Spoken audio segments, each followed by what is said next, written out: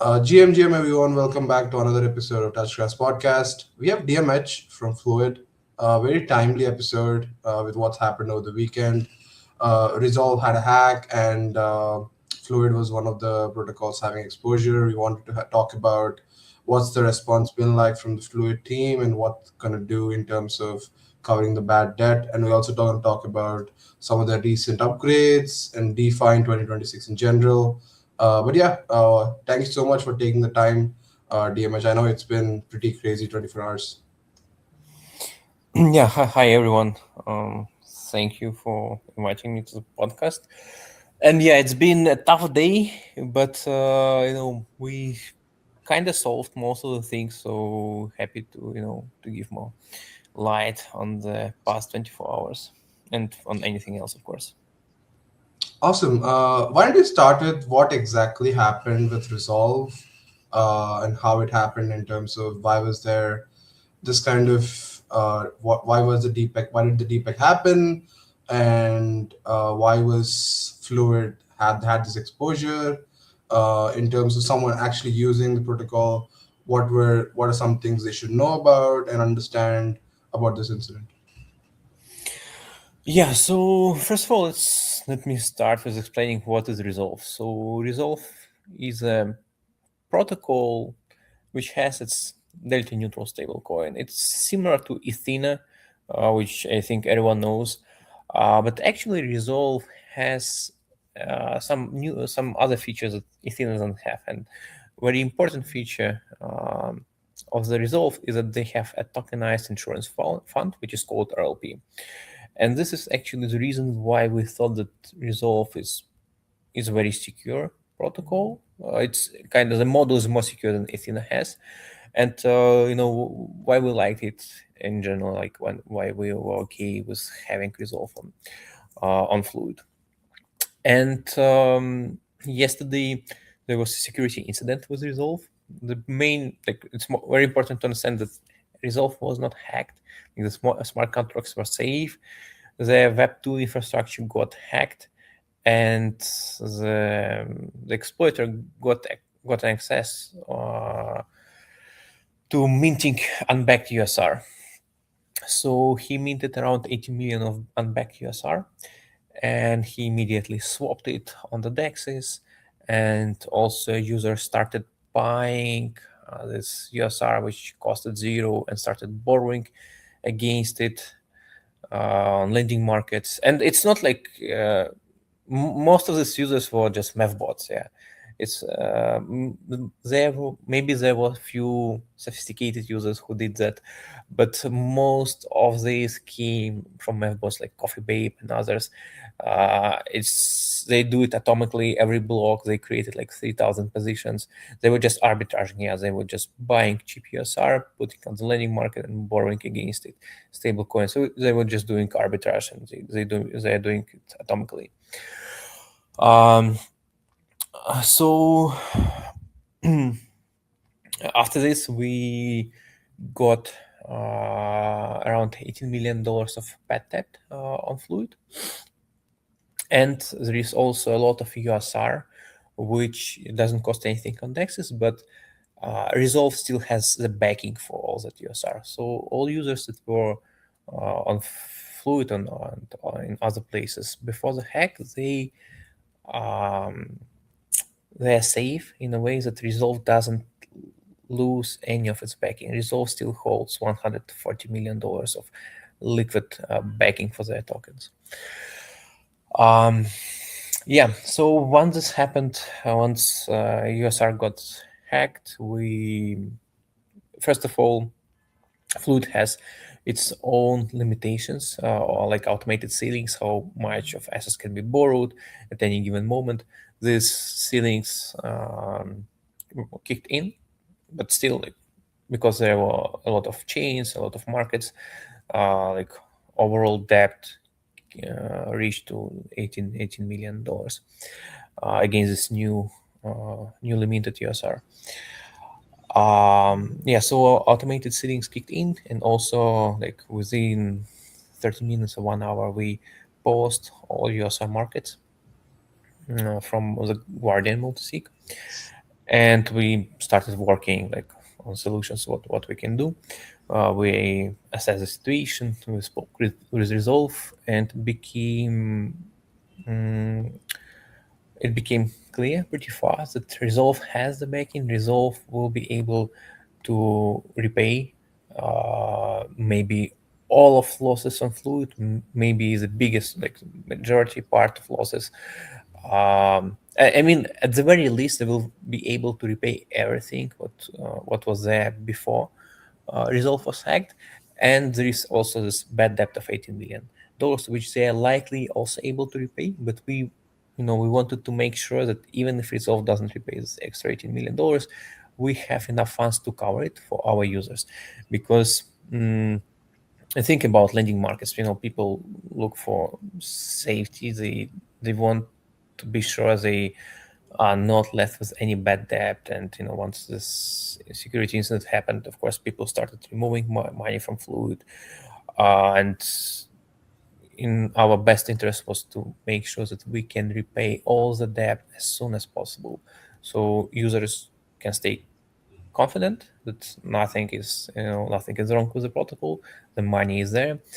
And then, like, after we repay everything, we can figure out with Resolve how they can compensate for the losses, because again they have this RLP, which is a junior tranche, which has a lot of funds which can compensate for these extra losses. And we started looking for all the ways what we can do, how we can repay, how we can secure funds to repay the debt as soon as possible. We secured loans from a lot of different,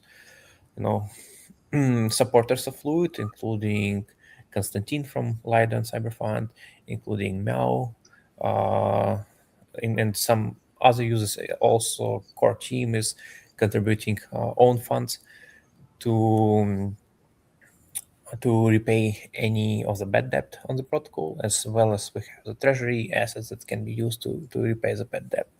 So within like yesterday itself, on the day as the hack happened, we sourced all these funds, and we made a public announcement that 100% of fluid um, of the assets in the protocol are covered by the funds we will be getting. And also Resolve will start compensating, like redeeming QSR for its backing today, on Monday, 23rd of March.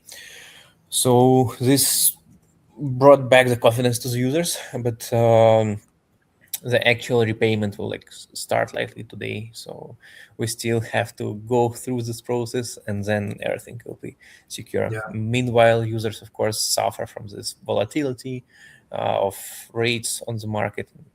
I mean, they might be still not very comfortable with the situation they stuck in, but our main priority is just to repay that as soon as possible, so everyone is safe, and then we can continue Yeah. with our normal operations. 100%. So for someone to kind of sum that up, for someone who has exposure, they will be repaid immediately, and you guys will kind of recoup that from Resolve Labs, like as and when that kind of settles down. Correct? So yeah, everyone on Fluid is 100% whole. All their funds will be returned to them. They don't have any risk at the moment. The losses that we might have, we will have, or will not have, is still to be determined. We will cover from our side and in the best possible way.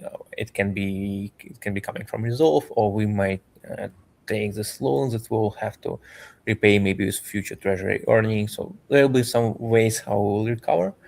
But yeah, all users are 100% protected on Fluid. Awesome. Awesome. I was just reading some of these reports, kind of post mortem. I know that you guys will kind of publish one as well. Uh, I'm reading that most of the majority of the debt was accrued after the exploit, where they had a lot of time for this to happen before it got noticed. Why do you think that was the case? It took so long, even if it was like 4 or 5 hours. Why did it take so long for people to react? Is it just because it was a weekend, or it was not alerted properly? Why do you think they had so much time to swap continuously without getting alerted? Do you think? Uh, yeah, so like many reasons. First of all, like all the main losses, like they were um, like once the hacker got access to these funds, he immediately swapped up out everything. So all the dexes liquidity providers, they couldn't do anything. Like they got drained immediately. On the lending markets, uh, most of these actions, as I mentioned, were performed by the math bot, and they do this atomically as well. Like within just a few blocks, they do all the job. Um, so yeah, maybe like in some, of course, like some places, again, like let's say in our case, we reacted within 30 minutes to 1 hour. I don't remember exactly, and it was Sunday, and it was like early AM for everyone. For me, it was like 4 a.m., and like for others, it was also very early. Um, so it takes time like, to get the team ready to start signing the transactions and so on. Uh, and 30 to 60 minutes is very fast, but in terms of blockchain speed, it's like it's very very long. Yeah, if everything, all the damage was done within like Yeah, first few blocks. um, Definitely every lending market, including us, mm, could have had more inbuilt protections on how mm, how this automated ceilings kick in, when people maybe automatically pausing the markets when the market price of the asset drops above certain percentage in certain time, and things like that. This is of course what we'll be implementing now as additional safeguards, and I hope everyone else will also take their lessons and will add more safeguards. But yeah, uh, it is what it is. Main thing is like securing the funds and making users whole at the moment, and then figuring out what we can do safer for the future. got it. And one final question on this topic before we move on is, we've had this problem of hard coding stuff when it comes in D5. We've seen it on 1010. It was a good thing for Ethena to be hard coded like that. It kind of saved a lot of losses during that day. But now it kind of is on the other side of the trade, perhaps, where it is not so good of a solution. Uh, what are your thoughts on hard coding oracles and live oracles? Is that where the actual problem lies? And uh, yeah, it feels like a double-edged sword, but what are your thoughts? Uh, I think that without hard coding these oracles, it just wouldn't be possible to have these markets at all. Nobody will enter them because it it's very easy to manipulate DEX price to liquidate the users. But I think there could be much more safeguards that protect lending markets, like restricting borrowings when the market price drops above certain percentage, for example. There are things that can be done that will protect borrowing, lending and borrowing markets, even when the prices are hard coded one to one. Sure thing. Uh, Yeah, I mean, we're glad that at least the users are made whole, and trust is a very big thing in DeFi. And I've been following you guys for many years, and I know that you're battle tested. You've seen so many of these things, and you're over the other side of it every time. So glad that's kind of resolved, and you communicated it very quickly from what I'm seeing. Uh, and I think that is kind of reflecting in the community as well in a bit. uh, Whereas others, there's still kind of lack of comms from what I'm seeing. And hope you guys kind of recoup stuff from Resolv team as well. Uh, But yeah, I think we can move on from that, and obviously we'll be closely following the situation and hope for the best. Uh, but yeah, I want to start off in terms of just the questions that we had prepared before this incident happened. Was you guys recently went live with the Fluid Lite Vault, and I'm seeing some pretty uh, this cross vault automatic yield stuff, and some of the back testing I've seen from some of the accounts show that it has consistently generated uh, above the market kind of yield. Can you talk about what the new product is and how is it different from other vaults on Fluid? Yeah, sure. So we launched this Lite USD Vault. It's the second Lite Vault that we have. The first one is ETH Lite Vault. So ETH Lite Vault is live like for 3-4 years. It has around $2 billion in ETH, and it's the biggest and oldest ETH yield strategy in DeFi. And it's a pretty simple one. It just has like a few strategies on ETH, some stake ETH looping, which is automated for the users, and like it generates this let's say higher yields than just staking of ETH. And we have a performance fee that comes as a revenue to Fluid. Um, it it's very good product for most of the users because it simplifies the experience for them and brings high yield for them. And we decided to bring this kind of experience to USD, to stable coins as well. So we launched this Lite USD Vault. There are a few differences between Lite USD and ETH Lite Vault. The first, the main difference is that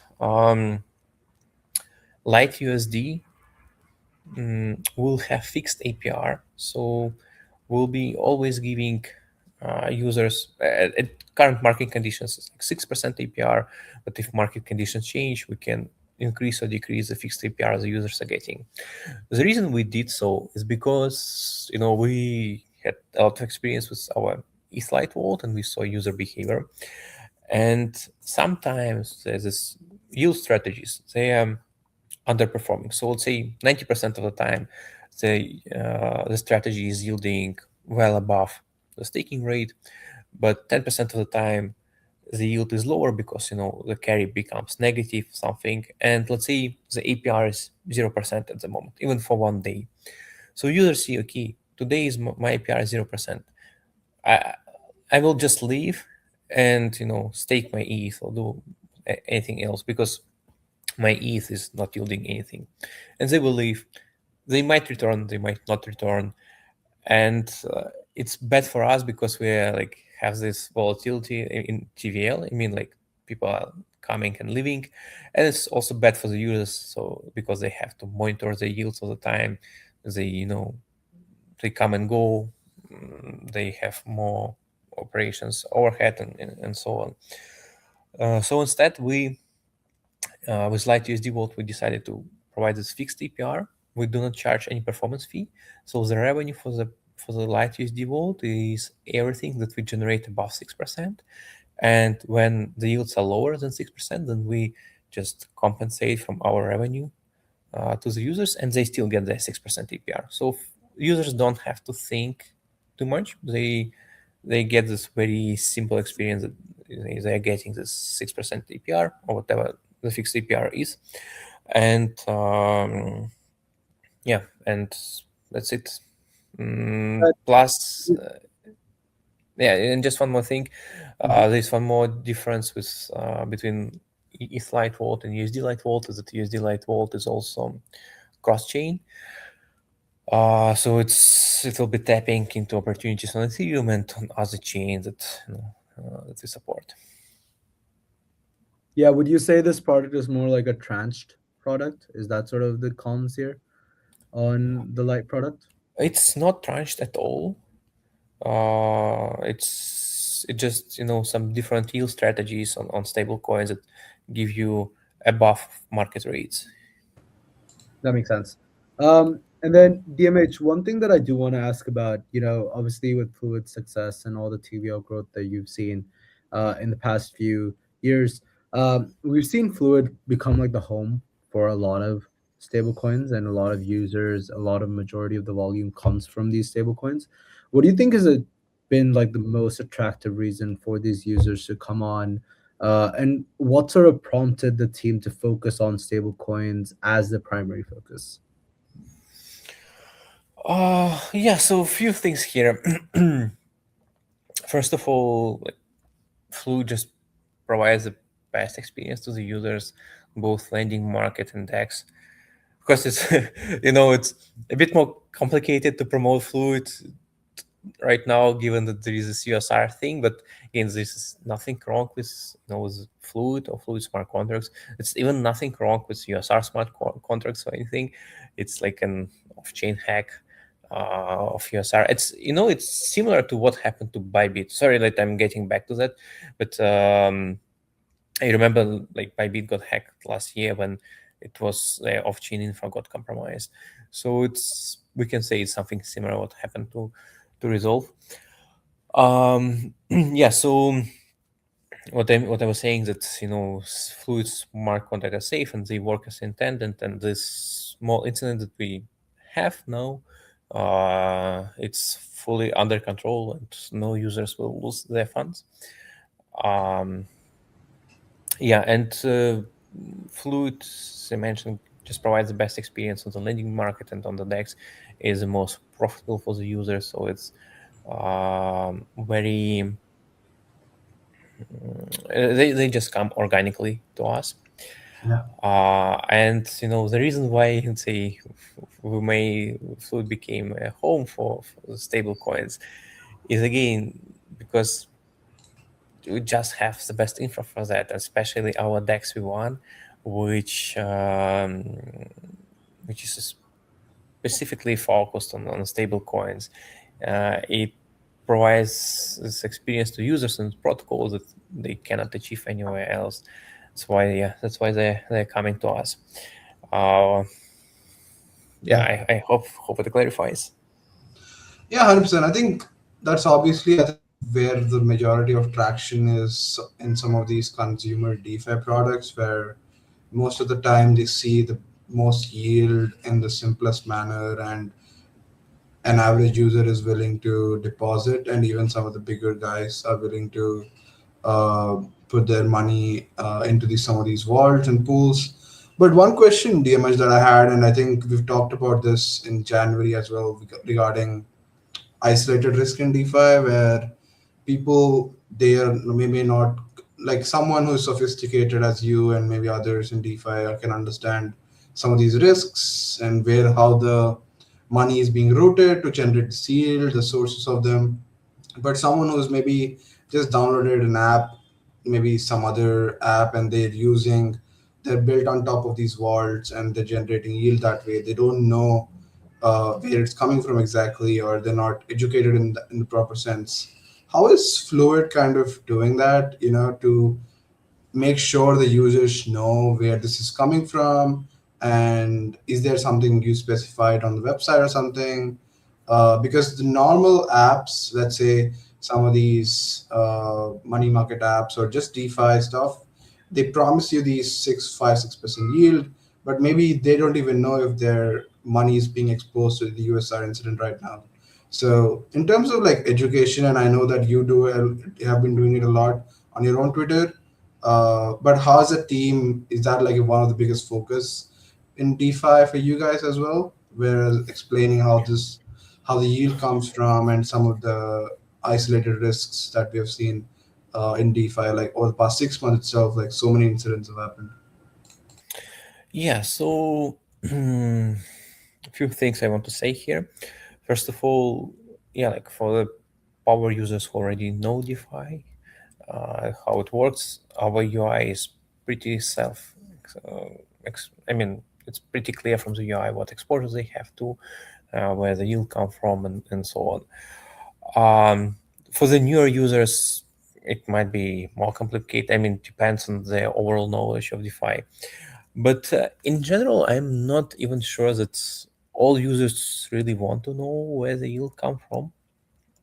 I mean, like, if you ask an average person, like, where does the yield come from when they deposit into the savings account into the bank. They might have no idea, and this is the reason why they even use this bank, like the services from the bank, because basically banks operate their money and provides some yield to the users. This is basically what lending markets also do. They curate the risk, what collaterals can be used to borrow the funds and to pay the interest on the loans.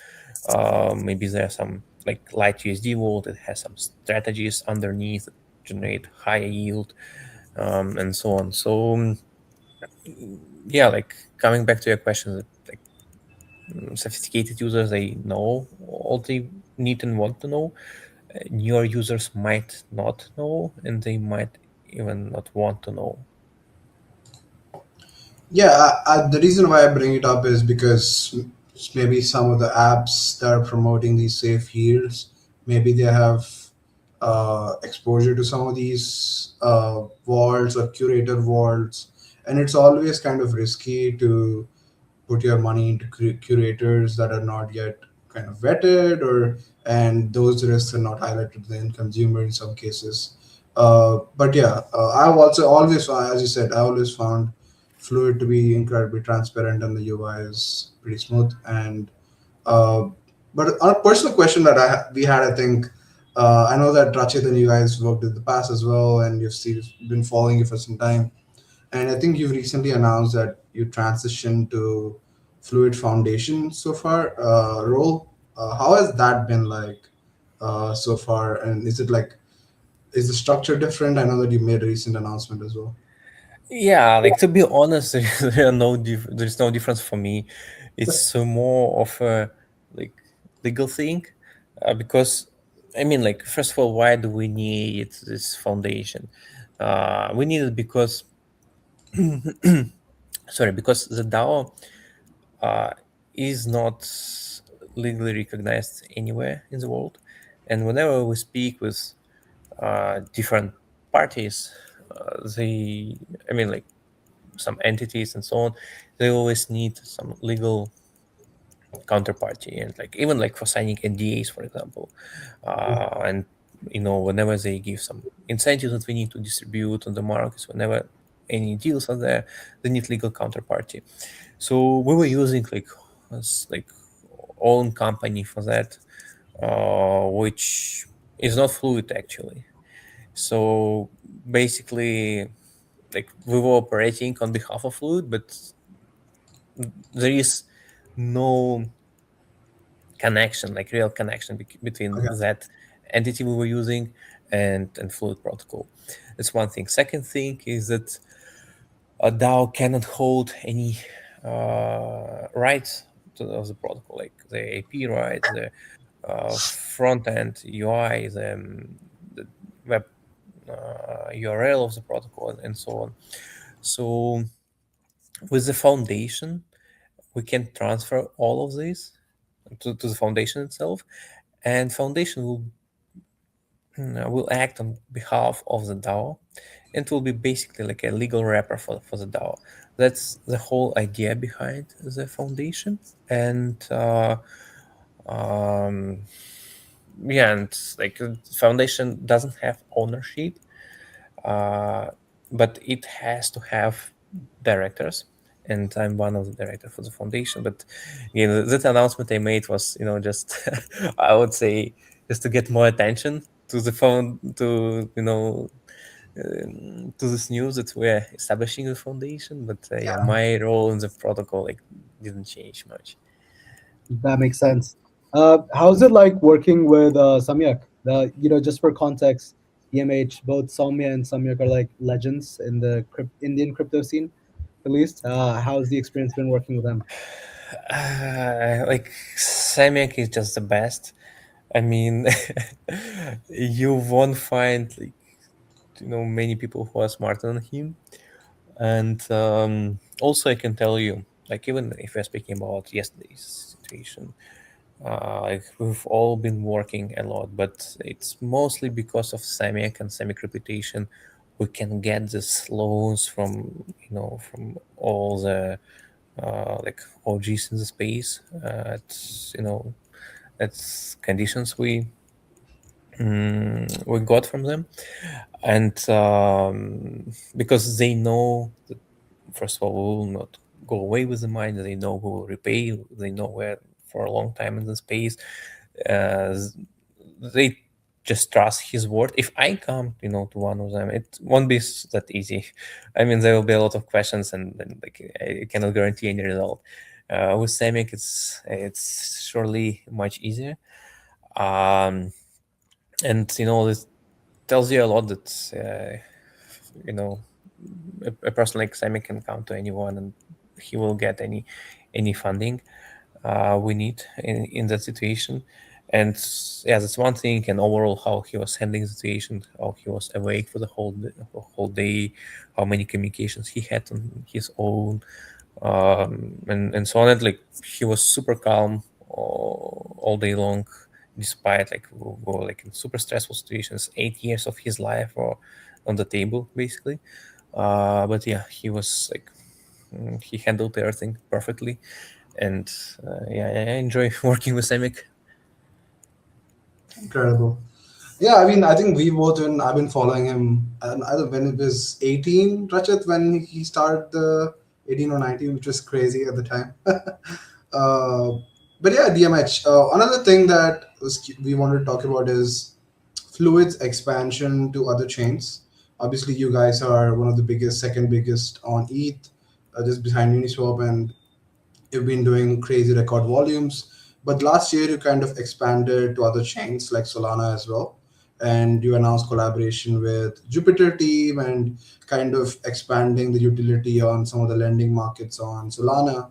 But what's that been like so far? And building DeFi that many would say has not been that impressive on Solana for so long. And what's it been like? I think it's been what 4 to 5 months since you kind of made that shift. Yeah, we launched the very last day of August, like 24th of August, like last week of August. So it's around 6 months now. Um, the like building on Solana is very nice, especially with Jupiter. Just to give you more context, we saw a lot of opportunities on Solana for for lending markets and other products that we have, but we knew that growing on Solana for a new team, no like which is not native to Solana, will be very hard. At the same time, we were close with um, Jupiter team, and we propose this collaboration. We will bring our tech to Solana, but they will be our distribution partner. So like we'll be doing it under their brand, and it worked very very nicely. We grew to the second biggest lending market in Solana within like days, I guess, and we are now almost at $2 billion market size, and like have a lot of plans there, and hope. I mean, we expect that by the end of the year, for sure, we will be the biggest lending market there, but hopefully even earlier. Um, yeah, and just super great experience for us. Awesome. I think we're at time, and this has been so kind of. Thanks so much for doing this, but I can't help but ask, what's the state of DeFi in 2026? So much has happened last year. I think we saw DeFi kind of this renaissance with so many new products, so many novel things. But we always have these bumps in the road where one of these incidents keeps happening, and everyone's again, they question the whole thesis of DeFi. Is this actually going to happen? Will we see mass adoption, stuff like that? But what is your high level thoughts on DeFi and the Big 26? I mean, I have no doubt that DeFi will grow and will be, the finance will move into like will be on decentralized rails, but mm, it's definitely not an easy road. Yeah, it will take years and years before we come there, and now we are like everyone is trying to bring more RWAs to DeFi. And it's also a very big challenge because it's not that easy to underwrite risk for RWAs. It's not very easy to liquidate, redeem, or even mint these RWAs. There is a lot of work to be done there. I think without RWAs, we're pretty much at our limit. Yeah, the crypto markets have reached their potential. I mean, like in terms of like the crypto market has its own size, yeah, and it cannot grow any further without starting absorbing this real finance. So this is why it's important to bring RWAs, but bring them in a way that bring the best part of RWAs on chain, not the worst part, which is happening sometimes, and properly integrate RWAs into DeFi. And this will be the biggest growth catalyst in 2026 or like on next in 27 or 28, whatever. But yeah, I'm very bullish in DeFi long term, let's say. Awesome. RWA loops are definitely coming. And yeah, DMH, thank you so much for taking the time. I know you've been crazy weekend and last 24 hours, and hope the team is at least resting up for a bit now. But yeah, guys, this is DMH from Fluid. Uh, yeah, hopefully we'll have you again soon. But till then, stay fluid, guys. Yeah, thank you so much. Thank you so much for first of all having me here, also like supporting in such a difficult time for us. But yeah, we'll come stronger from here, and the most important thing that users are safe.